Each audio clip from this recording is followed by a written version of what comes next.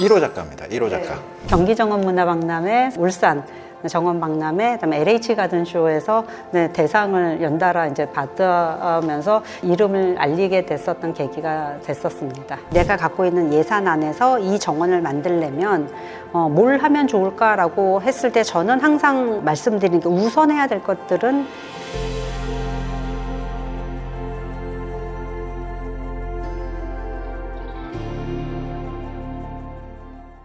안녕하십니까. 정원 전문가 플랫폼 채널그린의 나창호입니다. 오늘 저희가 만날 분은 화려한 미사 욕구가 필요 없으신 분입니다. 정원 전문가들 사이에서도 누구나 인정하는 국내 대표 정원가 분이시고요. 절제의 미학 속에서 하이엔드 감성을 담아내는 이주은 작가님을 모시도록 하겠습니다. 반갑습니다. 네, 안녕하세요. 정원 디자이너, 정원 작가, 이주은입니다. 저는 이제 팀펄리라고 하는 팀펄리 가든이라는 회사에서 한 10년 정도 정원을 설계하고 시공하다가 공간이오라는 법인으로 바뀌게 되면서 정원의 디자인을 조금 더 의미 있는 공간을 디자인하는 것에 좀 더 힘을 싣고 사업을 확대해 나가고 있는 상황이고요.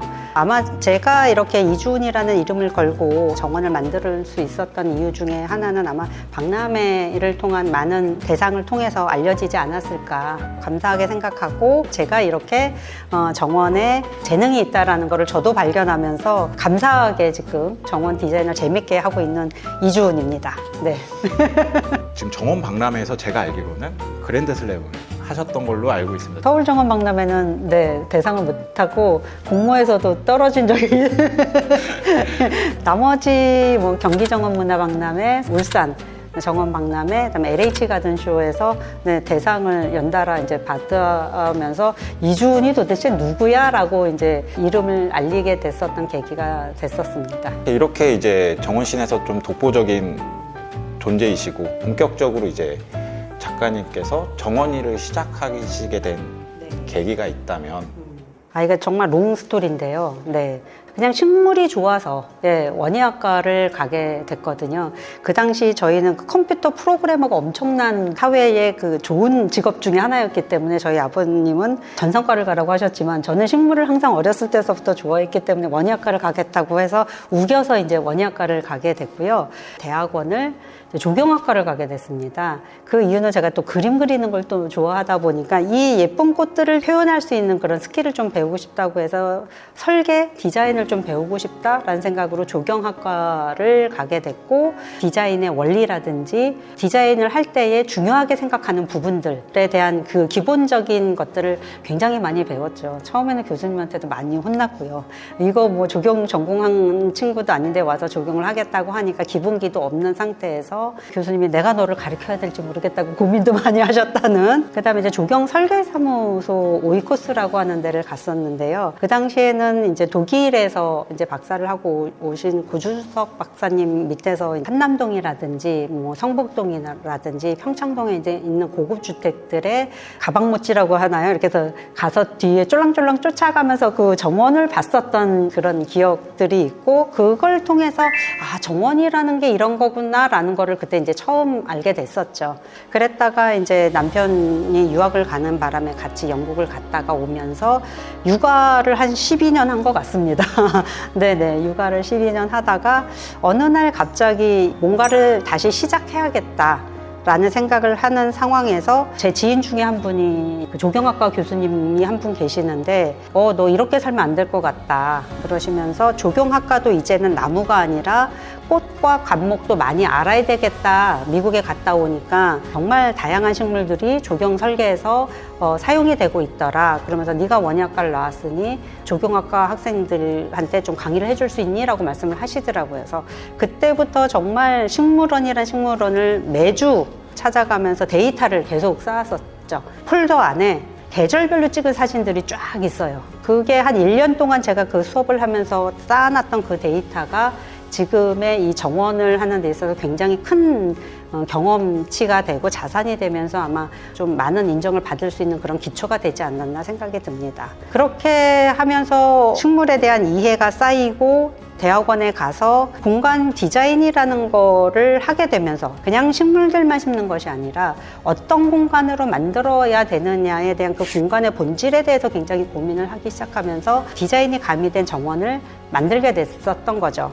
그게 아마 박람회를 겪으면서 그런 것들이 아마 체득이 된 것 같아요. 그래서 이 공간 디자인이라는 것과 그 공간에 대한 본질이 무엇인지를 찾는 그 과정, 그 다음에 식물에 대한 아름다움, 이 두 가지가 같이 합쳐지면서 정원이라는 것이 완성이 되지 않았을까. 너무 장황하게 얘기를 한 것 같은데요. 아니요. 네. 그 말씀 가운데 네네. 이제 최근에 사회적 문제로도 좀 나오는 것 중에 하나가 네. 경력 단절 네. 여성에 네. 대한 네. 문제인 것 같아요. 네. 문제라기보다는 그 중심에 있으셨던 것 네. 같아요. 불안함도 있으셨을 네, 것 같고. 맞습니다. 아마 지금 많은 분들이 정원이나 조경계 쪽에서 일을 하시면서 육아나 출산 아니면 결혼으로 인해서 경력이 단절될까 보다라고 생각하면서 걱정하시는 분들이 많이 있는데요. 저도 그래서 40이 넘어서 다시 이 일을 시작하면서 다시 이제 제가 갖고 있는 능력을 발휘할 수 있는 이런 기회를 얻게 된 거잖아요. 그러니까 너무 두려워하지 않으셔도 되고요.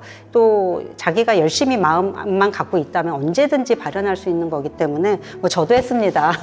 저도 했기 때문에 너무 두려워하지 마시고 세월이 흐르면서 이게 축적되는 경험들을 통해서 정원이라고 하는 것들이 완성이 되는 거기 때문에 경력 단절이라는 거에 대해서 두려워하지 않고 지금은 육아에 아니면 지금은 결혼 생활에 조금 더 충실하셨다가 오히려 그 생활에서 얻은 경험이 더 좋은 공간을 만들 수 있는 그런 계기가 될 수 있는 것 같습니다. 작가님 같은 경우는 디자인과 빌드를 같이 하시잖아요. 네. 이 디자인 빌드를 하시면서 날 수 있는 시너지가 네. 있다면 어떤 게 있을까요? 지금 조경 쪽에서 가장 우려하는 것 중에 하나가 설계 따로 시공 따로가 지금 되고 있는 게 굉장히 큰 우려인데 이게 설계와 시공을 같이 하다 보니까 설계에서 이루어졌던 부분들을 제가 그 현장에 맞게 다시 한번 또 수정할 수 있는 기회가 한 번 더 생기는 거죠. 이제 예를 들어서 뭐 이렇게 생긴 나무를 생각하고 설계를 넣었는데 막상 구에서 들어온 나무는 이렇게 생긴 나무가 왔다고 생각을 하면 이렇게 생긴 나무를 생각하고 했었던 자리에다가 심을 수는 없어요. 그러다 보니까 현장에서 여러 가지의 상황이나 종합적인 씬을 보고 이렇게 들어온 나무가 들어올 자리를 다시 잡는 거죠. 그렇게 가변적으로 조금 다시 배치할 수 있는 정해지지 않은 것들을 현장에서 감각을 통해서 캐치해서 배치하는 그 묘미, 그거가 바로 정원을 빌드할 때 그 맛인 거죠. 혹시 작가님 작품 중에 이렇게 식재와 배치를 했을 때 이렇게 잘 꾸며졌다, 네. 이런 거를 잘 보여줄 수 있었다, 이런 작품이 좀 있나요? 첫 번째가 이제 청초이고요. 그 다음에 두 번째가 카페인 준이고, 그 다음에 세 번째가 이제 포천주택, 그 다음에 네 번째가 HDC, 네, 기업정원, 이렇게 네 가지가 저를 조금 더 디벨롭 시키고 저를 더 많이 이제 보여줄 수 있었던 작품 중에 하나인데, 청초에서의 그 식물의 배치를 보면 교목이 이제 단풍나무가 들어가는데 그 단풍나무를 심을 때 제가 의도적으로 굵고 큰 나무는 앞쪽에, 가늘고 여리여리한 나무를 뒤쪽에다 심었거든요. 그 이유는 원근법을 극대화시키게 하기 위한 거죠. 이게 굉장히 좁은 공간이기 때문에 큰 나무는 더 크게, 작은 나무는 더 작게 보이게 하면서 이 공간의 깊이감을 더 주려고 했었던 방법인데요. 다 이제 책에 나오는데 그거를 이제 현실적으로 이제 제가 그렇게 식재를 해보면서 그렇지, 이렇게 해야지 공간감이 생기는 거지라는 거를 느꼈었던 그런 현장이기도 하고요. 그 다음에 이제 그 밑에 있는 하부 식재들을 어떻게 배치하느냐 고민을 굉장히 많이 했었는데요. 가장 중요한 것들은 생육 조건입니다. 식물들도 뭐 그늘을 좋아하는 식물, 양지를 좋아하는 식물도 있지만 양지를 좋아하는 식물 중에서도 정말 강한 햇빛을 좋아하는 식물, 그다음에 약간 그늘이 져도 잘 자라는 양지 식물, 이렇게 디테일하게 조금 분류되는 부분들이 있는데 이거는 책으로 배울 수는 없어요. 경험을 통해서 내가 현장을 많이 가서 보면서 식물원에 가서 식물이 살고 있는 상태를 보면서 느끼는 그 체득한 부분들이거든요. 그것들을 그 30평도 안 되는 그 작은 공간 안에 그런 디테일한 환경들을 분석해서 제가 식재를 하는 거죠. 각각의 아름다움이 나오면서도 전체적으로 어울릴 수 있게 식재 계획을 하는 게 굉장히 중요했었던 것들이었고, 그게 청초에서 제대로 제가 생각했던 그 이미지라든지 제가 생각했었던 식물들의 생육이 이 조건하고 맞아 떨어지면서 좋은 결과들이 나왔었던 것 같습니다.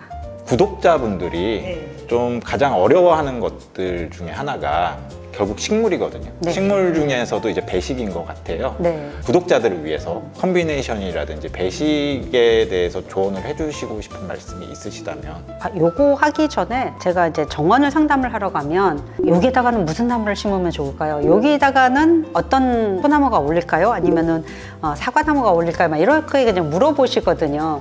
근데 정원이라고 하는 거는 물론 배식이랑 식재하는 것들이 굉장히 중요한 포지션이고 많은 부분을 차지하고 있지만 그거보다 더 중요한 것 중에 하나가 공간 디자인을 해야 되는 부분인데 그 부분들을 간과하시고 식물로만 하려고 하시는 부분이 있거든요. 그래서 저는 항상 말씀드리고 싶은 것 중에 하나가 공간 디자인을 먼저 하고 그 공간의 성격을 결정하신 다음에 그 다음에 배식을 하면은 좋기 때문에 공간 디자인이 굉장히 필요한 부분이고, 그리고 배식할 때는 가장 중요한 것 중에 하나가 이제 교목하고 관목하고 수군초, 이제 지피 초화류 이렇게 보통 저희가 세 가지로 나누는데 이 교목을 갖고 전체적인 틀을 잡는 게 굉장히 중요한 부분이고, 교목을 정할 때에 굉장히 신중하고 집중해서 좋은 나무라는 거는 어울리는 나무, 그 공간에 어울리는 나무가 들어와야 되는 게 굉장히 중요한 포인트이고요. 교목을 배치를 하시고 나면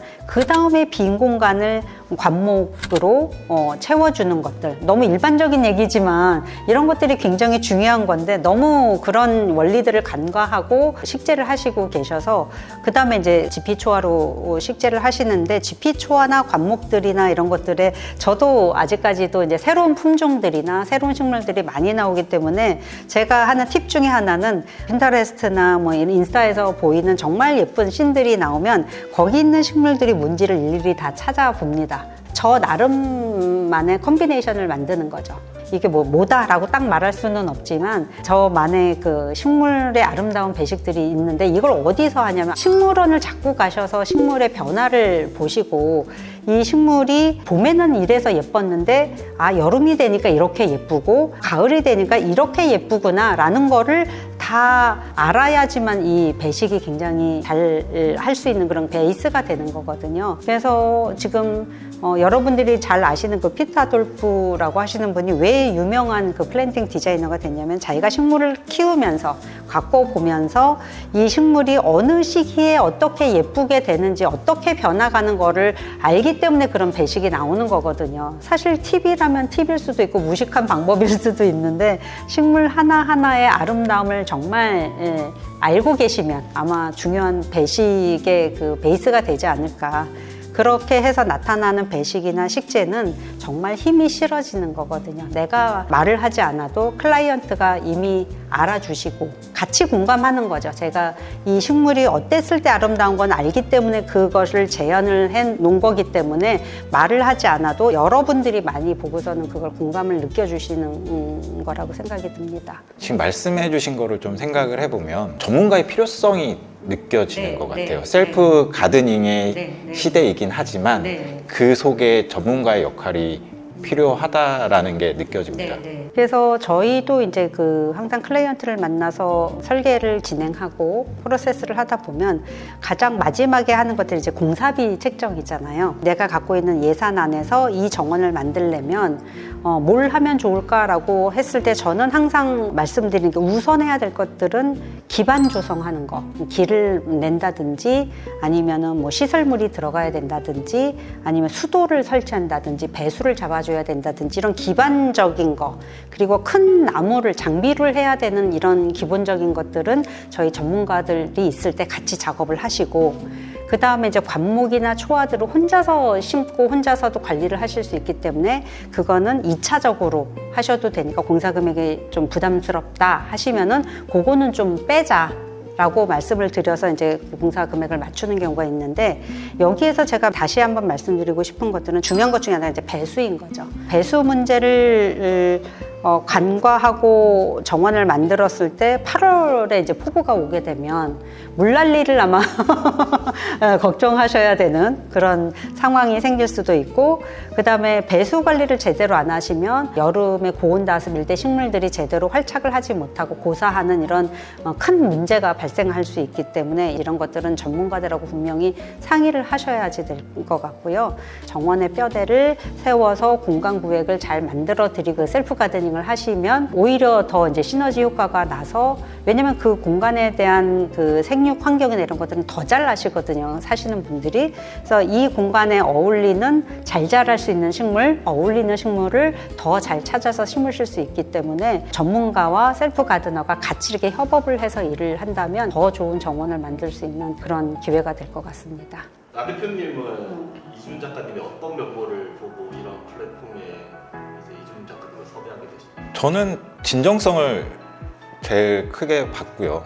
근데 무엇보다 저는 정원을 잘 조성하는 거는 물론이지만 클라이언트와의 소통도 되게 중요하다고 생각을 해요. 채널그린이라는 플랫폼을 만들 때 제 2의 얼굴이잖아요. 클라이언트와 작가들의 소통하는 모습들이 채널그린의 얼굴이기도 하니까 그런 거를 잘 할 수 있는 분과 함께 하게 된 거죠. 감사합니다. 1호 작가입니다. 1호 작가. 작가와 일반인을 네.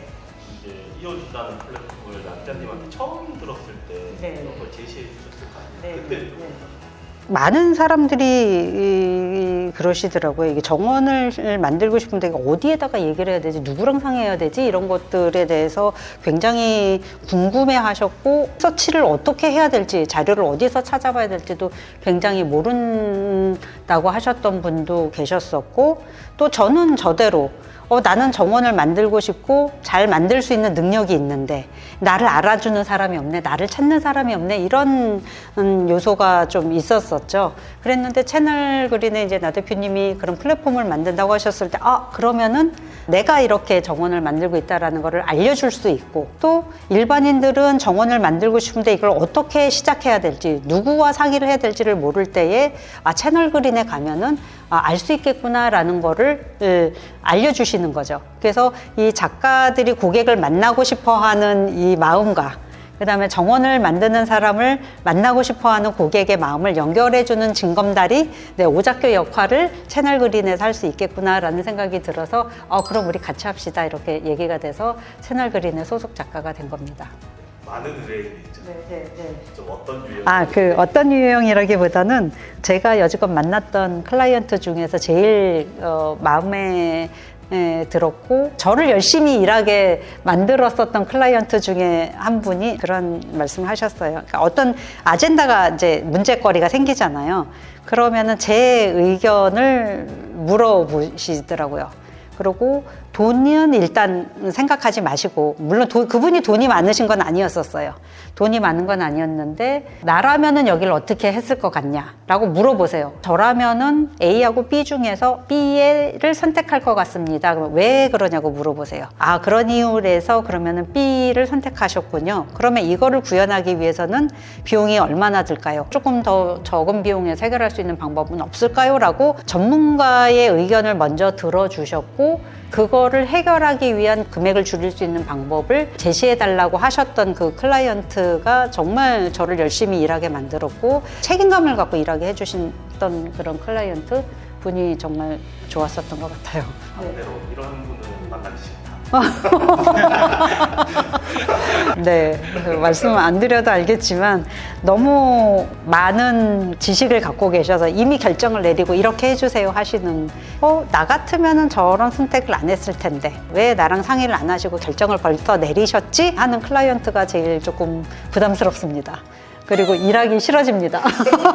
이게 진짜 마지막 질문인데요. 이제 정원을 소재로 하는 유튜브가 좀 많이 늘었어요. 네. 저희를 위해 좀 조언을 해주신다면? 이게 그냥 너무 일회성으로 끝나는 게 아니고 너무 단편적인 지식을 전하는 거에 만족하시지 마시고 좀 더 깊이 있게 정원의 디자인이라든지 이 정원이 왜 이렇게 조성됐는지에 대한 정원의 이면을 볼 수 있는 그 정원을 통해서 느낄 수 있는 그 감성을 조금 전달해 줄 수 있는 그런 채널이 좀 됐으면 좋겠다.